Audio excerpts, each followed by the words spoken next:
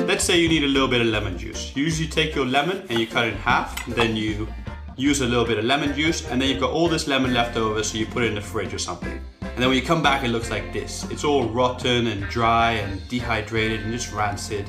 You don't really want to use it anymore, and it's hard and crunchy like this one. There must be a better way to preserve your lemon and still get your juice. Well, there is. This is how.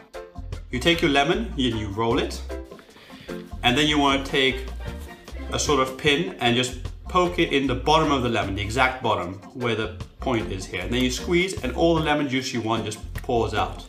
Now the great thing is it's got a very small little hole in it now, so oxygen can't really get into it and make it rot, so it will stay fresher for longer.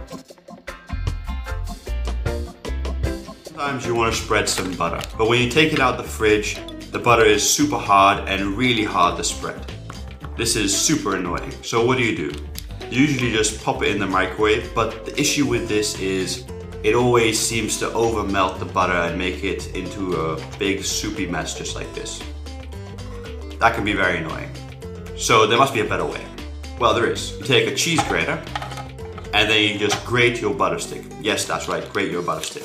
Now that's got two added benefits. One, it delivers energy to the butter by the grating motion, which makes it a bit softer, and also the higher surface area makes it softer quicker also. Lastly, it's in this funny, interesting spaghetti-like consistency, which now is super spreadable, so you can just spread it on whatever you want, and you have nice soft butter. Success!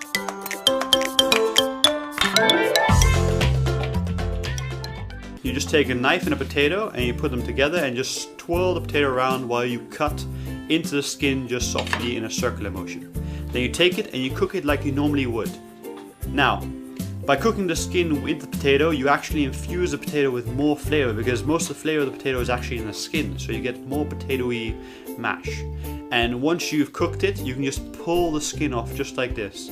And it's so much more efficient, you don't waste any potato, and it's much quicker than peeling it. Take a hard boiled egg, place it in a jar, add a little bit of water to cover. Then you just place your hand over the jar and shake it like mad. And once you're done, which is pretty soon, you just take the egg out and the shell is basically falling off the boiled egg. And it's that easy to remove. Alright.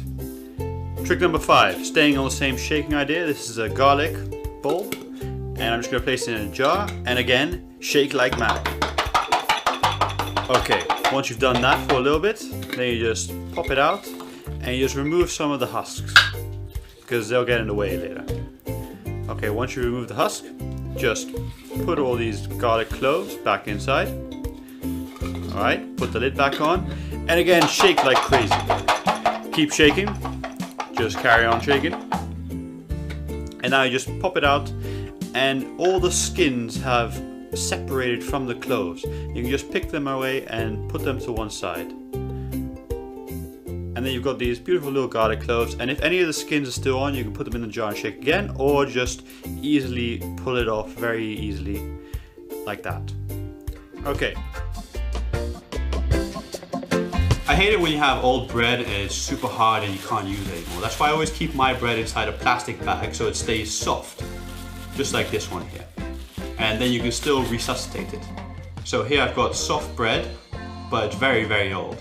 And to resuscitate it, all you're gonna need is just some water. So I'm just gonna put this here so I can pour some water over it. Basically just pour the water over it and pour it on the bottom also. And then you wanna place it into an oven at 180 degrees Celsius. That's 356 degrees Fahrenheit. And you're going to want to leave it in there for about 3 minutes. And after 3 minutes have passed, then you just want to turn it around and then hit it up for another about 3 minutes. If it's still soft or not done enough, then leave it a bit longer. But once it's done, then you just pull it out and it's crispy again and crunchy, just like it was from the bakers.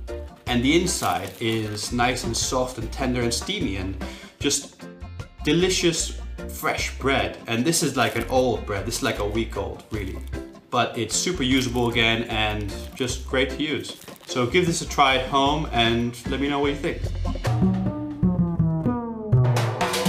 For this trick, let's assume you can't find your bottle opener, but you do happen to find your blowtorch.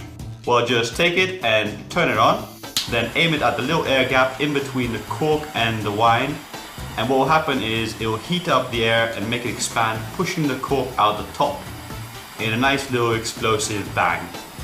Just like this. Success. Alright, now just turn your blowtorch off and pour out your wine like you usually would and enjoy it. There we go.